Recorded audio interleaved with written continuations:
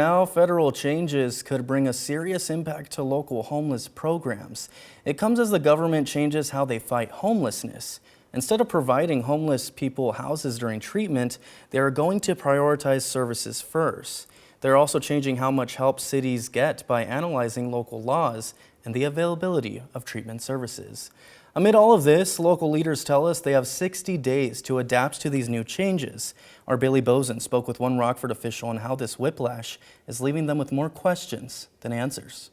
Angie Walker, the homeless program manager for the city of Rockford, explains the significance of the U.S. Department of Housing and Urban Development, also known as HUD, funding for local homelessness programs. The funding, which covers Winnebago, Boone, and DeKalb counties, primarily supports permanent housing projects. So about 89% of our funding here locally goes to permanent housing projects. So that would either be something called permanent supportive housing, which is, as its name indicates, a permanent program for people who are literally homeless and disabled. The other program that it covers is called rapid rehousing, and that program is more time limited. You can only be in there for 2 years, but it's also the rent is based on your income as well. Walker expresses concerns over recent changes in the federal grant structure, which will fund only 2/3 of the previous amount for permanent supportive housing.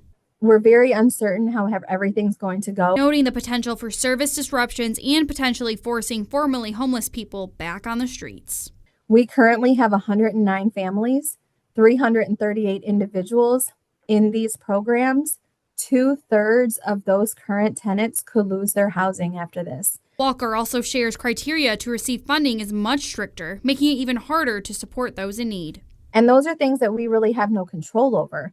But those are things that we're getting points for in this grant application that we've never gotten points before. Despite the potential challenges, Walker reassures that efforts are being made to prioritize housing and limit losses. We know how serious this is, and we are doing everything we possibly can to prioritize people's housing and to keep people housed and keep them off the streets. But the challenges aren't being felt in Northern Illinois alone. Walker shares the struggle is collective. People across the country are really struggling with this right now. I mean, since last Thursday, I've been on several calls with other homeless providers throughout the country, and everybody's really having a hard time. In Rockford, Bailey Bozen, 13 WREX.